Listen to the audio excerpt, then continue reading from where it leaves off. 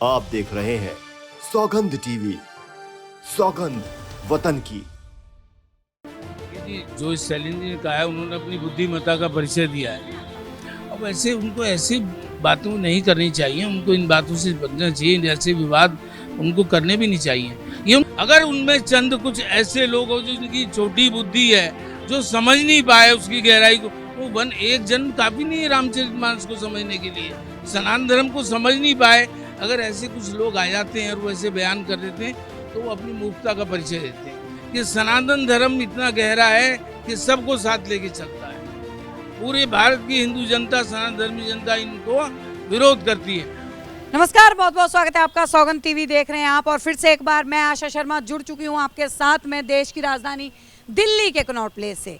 और हमारे साथ में पहले भी हमने साक्षात्कार करवाया था आपको पंडित सुरेंद्र शर्मा जी से, और आज हम बात करेंगे कुछ मुद्दों के ऊपर, क्योंकि हाल फिलहाल में एक मुद्दा जो है वो बड़ा गरमाया हुआ है कि तमिलनाडु के जो मुख्यमंत्री हैं उनके बेटे ने स्टालिन ने एक बयान दिया कि सनातन धर्म जो है वो तोड़ने का काम कर रहा है, सनातन धर्म को खत्म कर देना चाहिए।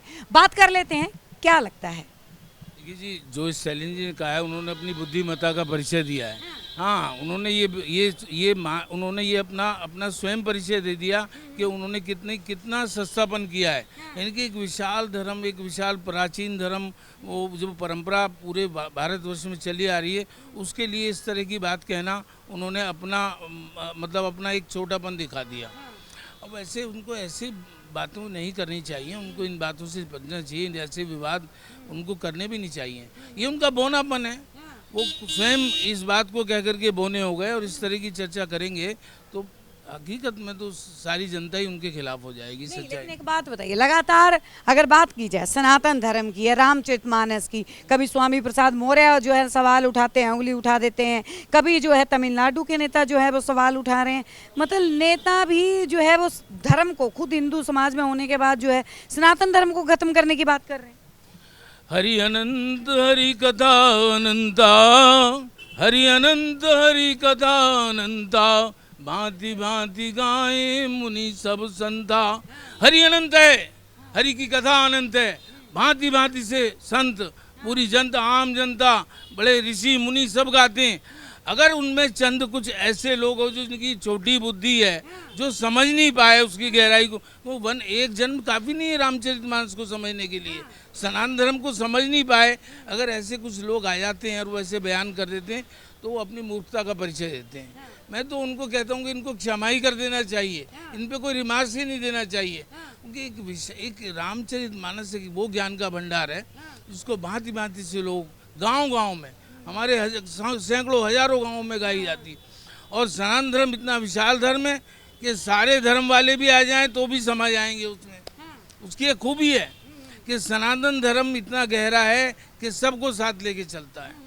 तो ऐसी बातें करके वो अपने छोटेपन का परिचय देते हैं। ज़्यादा निंदा करना ठीक नहीं है हमारे बात। चलिए, पंडित धीरेन्द्र कृष्ण शास्त्री, जब उन्होंने ये बयान सुना तो उन्होंने भी अपनी प्रतिक्रिया इसके ऊपर दी। उन्होंने बोला कि गलत है, जिसने सनातन धर्म का विरोध किया है हम उसका विरोध करते हैं और हम उसका नाश करेंगे। तो ऐसे बोलना, आप कह रहे हैं माफ़ कर देना है, धीरेन्द्र कृष्ण शास्त्री कह रहे हैं कि नाश करेंगे। नाश तो इनका स्वयं हो जाएगा, भगवान राम ही कर देंगे। जब भगवान हैं तो वो स्वयं ही इनको, भगवान जी इनको सजा देंगे।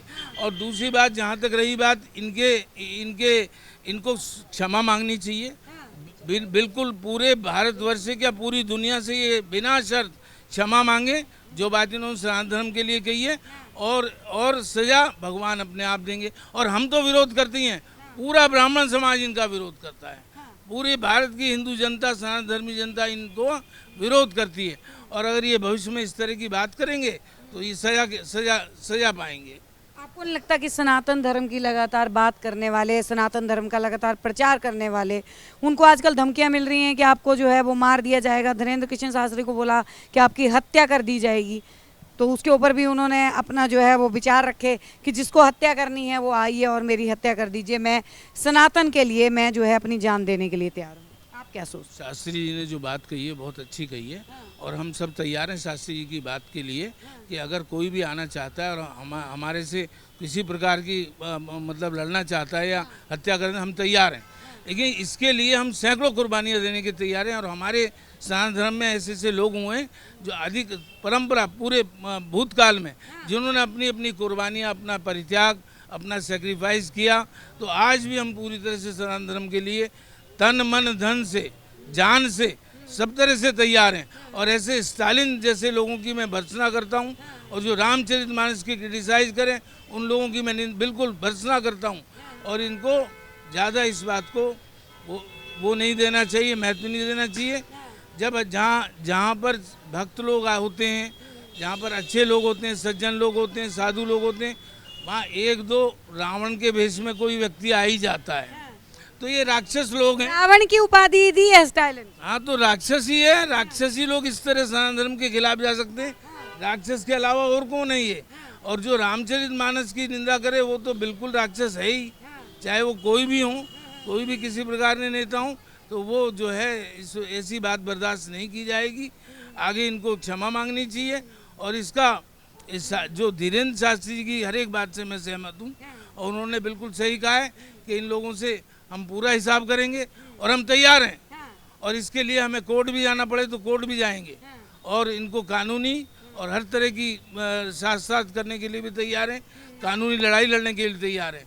और मैं समझता हूँ कि भविष्य के अंदर इस प्रकार की बातें इनको ही चीप कर, इनको ही नुकसान होगा। ये सिर्फ क्या है कि वोट बनाने के लिए इस तरह की बातें कर देते हैं। ये सब वीरेंद्र कृष्ण शास्त्री का नाम भी तो वोट बैंक से जोड़ा जा रहा है कि कभी कमलनाथ, कभी शिवराज जो है उनके दरबार के चक्कर लगा रहे हैं, और ये बोला जा रहा है कि ये वोट बैंक की राजनीति कर रहे हैं। राजनीति लोगों से जो है वो घिरे रहते हैं। तो आपको क्या लगता है, वो जो है एक कथावाचक हैं या फिर नेता हैं? धीरेन्द्र शास्त्री कथावाचक हैं, ना उनकी कोई महत्वाकांक्षा है। अगर यदि उनके साथ कुछ राजनेता आ जाते हैं आशीर्वाद लेने के लिए, उनका तो कर्तव्य बनता है वो आशीर्वाद दें, सभी को आशीर्वाद दें। उनकी कोई महत्वाकांक्षा या उन्होंने कभी किसी राजनीति, किसी पार्टी के पक्ष में कोई बयान आज तक नहीं दिया। आज तक कोई भी रिकॉर्ड या आज तक एक बात उन्होंने किसी पार्टी के लिए कुछ नहीं।